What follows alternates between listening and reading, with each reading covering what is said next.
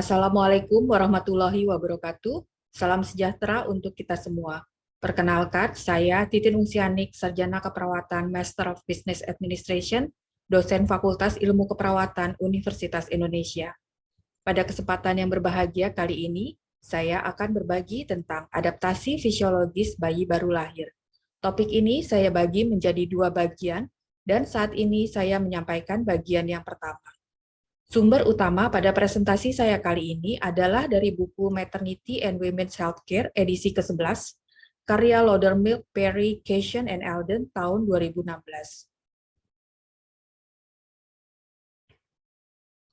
Pertama-tama, mari kita kenali apa itu periode neonatus.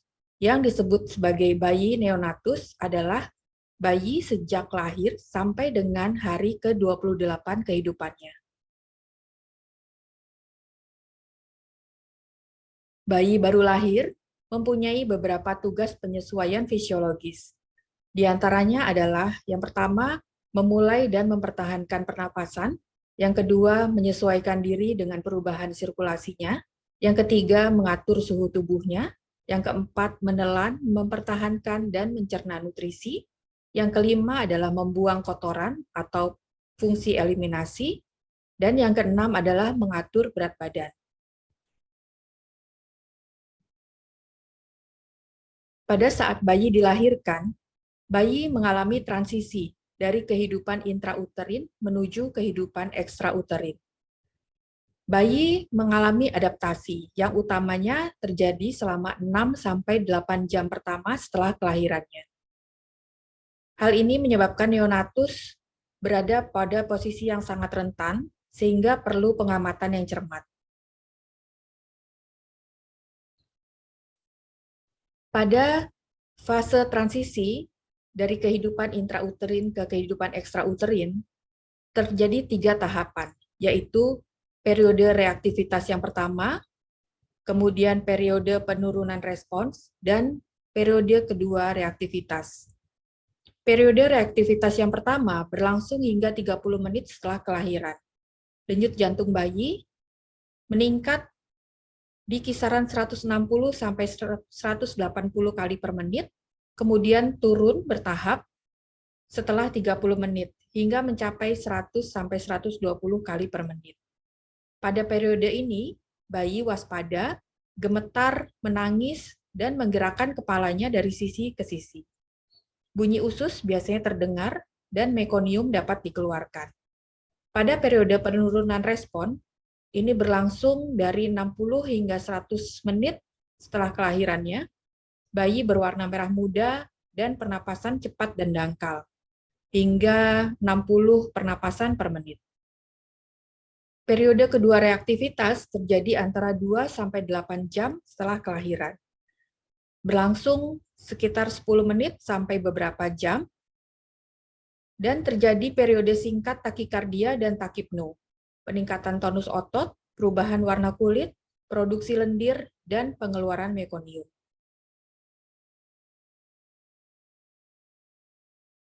Pada sistem pernapasan, ada faktor-faktor yang menginisiasi sehingga bayi mulai bernapas, yaitu faktor kimia, faktor mekanik, faktor termal, dan faktor sensorik. Pada faktor kimia, kontraksi selama persalinan menyebabkan penurunan aliran darah uteroplasenta, yang menyebabkan tekanan O2 menurun dan tekanan CO2 meningkat, sehingga mengaktifasi kemoreseptor dan merangsang pusat pernapasan di medula. Pada faktor mekanik, saat bayi melewati jalan lahir, dadanya ditekan, kemudian dilepaskan saat bayi keluar dari jalan lahir. Tekanan intratoraks yang negatif menarik udara ke dalam paru-paru. Dan pada saat bayi menangis, terjadi tekanan positif yang menjaga alveolus tetap terbuka. Pada faktor termal, perubahan suhu lingkungan dari intra ke ekstrauterin merangsang reseptor di kulit bayi, sehingga menstimulasi pusat pernafasan di medula. Dan pada faktor sensorik, penyedotan mulut dan hidung bayi, pengeringan tubuh, adanya cahaya, suara, dan bau dari lingkungan yang baru, menstimulasi pusat pernapasan bayi.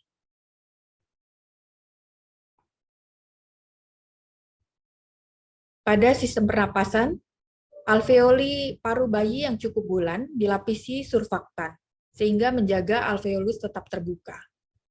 Bayi biasanya mengalami pernapasan yang dangkal dan tidak teratur, yaitu sekitar 30-60 pernapasan per menit, dengan jeda pernapasan kurang dari 20 detik. Bayi biasanya bernafas melalui hidung, dan pada saat dilakukan auskultasi, terdengar suara napas yang keras dan jelas, dan seimbang secara bilateral. Bayi biasanya menggunakan pernapasan perut, sehingga dada dan perut naik bersamaan dengan inspirasi. Pada sistem kardiovaskuler, nafas pertama bayi mengembangkan paru-parunya, sehingga menyebabkan tekanan arteri pulmonalis menurun dan aliran darah paru dari sisi kiri jantung meningkat, sehingga tekanan di atrium kiri meningkat dan terjadi penutupan fungsional foramen ovale. Ketika tali pusat dijepit dan diputuskan, arteri umbilikalis, vena umbilikalis, dan ductus venosus tertutup. Kemudian berubah menjadi ligamen. Denyut jantung bayi berkisar antara 110 hingga 160 denyut per menit. Namun pada saat tidur nyenyak, denyut jantungnya berada di kisaran 85 sampai 100 denyut per menit. Dan pada saat menangis bisa mencapai lebih dari 180 denyut per menit.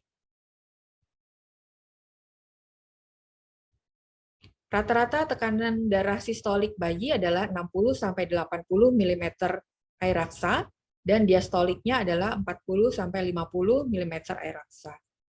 Volume darah bayi adalah sekitar 85 ml per kilogram berat badan dengan total lebih kurang 300 ml.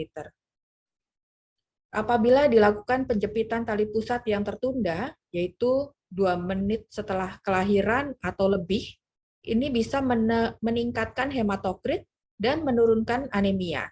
Dan kondisi ini bisa bertahan hingga 6 bulan.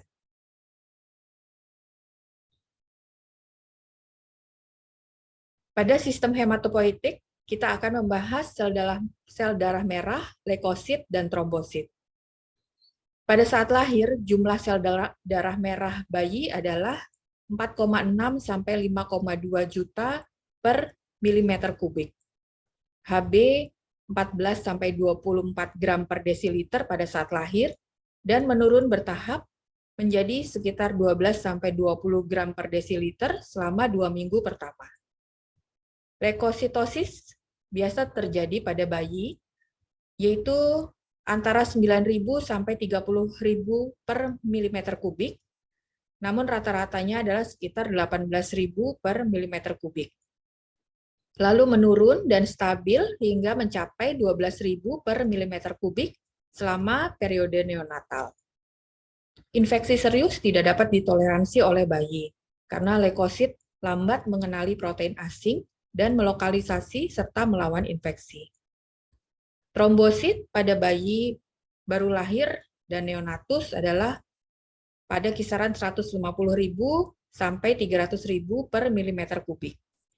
Tingkat faktor 2, 7, 9, dan 10 di hati menurun beberapa hari pertama karena bayi baru lahir tidak dapat mensintesis vitamin K.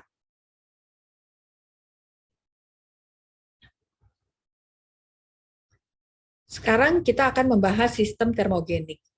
Lapisan lemak subkutan pada bayi baru lahir ini masih sangat tipis, sehingga pembuluh darahnya dekat dengan permukaan kulit. Hal ini menyebabkan perubahan suhu lingkungan dapat mengubah suhu darah, yang mempengaruhi pengaturan suhu di hipotalamus, sehingga meningkatkan risiko kehilangan panas. Risiko kehilangan panas pada bayi ini bisa terjadi melalui 4 proses, yaitu konveksi, radiasi, evaporasi, dan konduksi. Konveksi adalah aliran darah panas dari permukaan tubuh ke udara yang lebih dingin. Untuk menjaga agar bayi tidak kehilangan panas melalui proses konveksi, suhu lingkungan di kamar bayi dijaga lebih kurang 24 derajat Celcius, kemudian bayi dibungkus dan diberi topi. Kemudian proses radiasi, yaitu hilangnya panas dari permukaan tubuh ke permukaan padat yang lebih dingin yang berada dalam jarak yang relatif dekat. Untuk menghindari ini, kita perlu menempatkan tempat tidur bayi dan meja periksa jauh dari jendela luar. Proses evaporasi adalah kehilangan panas yang terjadi karena penguapan air dari kulit bayi. Sehingga kita perlu mengeringkan bayi segera setelah lahir dan setelah dimandikan. Dan proses konduksi adalah hilangnya panas dari permukaan tubuh ke permukaan yang lebih dingin secara kontak langsung. Oleh karena itu, kita perlu menghangatkan tempat tidur bayi dan memasang penutup atau pelindung pada timbangan bayi.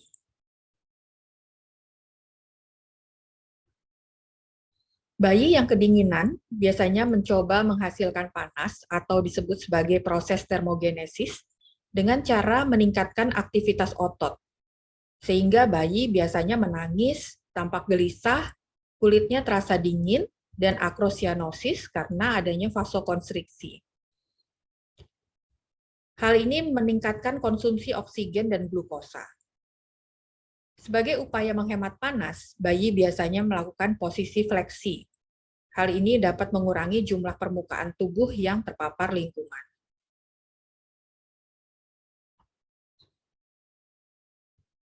Pada sistem ginjal, beberapa hari pertama, bayi mengeluarkan urin sekitar 15-60 mililiter per kilogram per hari. Frekuensi berkemih biasanya sekitar 2-6 kali per hari di hari pertama dan kedua, lalu meningkat hingga 6-8 kali per hari setelah hari keempat. Urin yang berwarna pucat mengindikasikan bahwa asupan cairan pada bayi cukup. Kehilangan cairan melalui urin, feses, paru-paru, peningkatan laju metabolisme yang disertai dengan asupan cairan yang terbatas menyebabkan berat badan bayi turun 5-10% pada 3-5 hari pertama kelahirannya. Kebutuhan cairan neonatus dengan berat badan lebih dari 1.500 gram adalah 60-80 ml per kilogram di hari pertama dan kedua, kemudian 100-150 ml per kilogram per hari di hari ketiga sampai ketujuh, dan 120-180 ml per kilogram per hari di hari ke-8 sampai ke-30.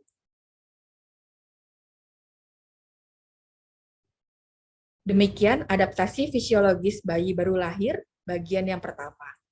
Terima kasih atas perhatiannya. Semoga bermanfaat. Wassalamualaikum warahmatullahi wabarakatuh. Salam sejahtera untuk kita semua.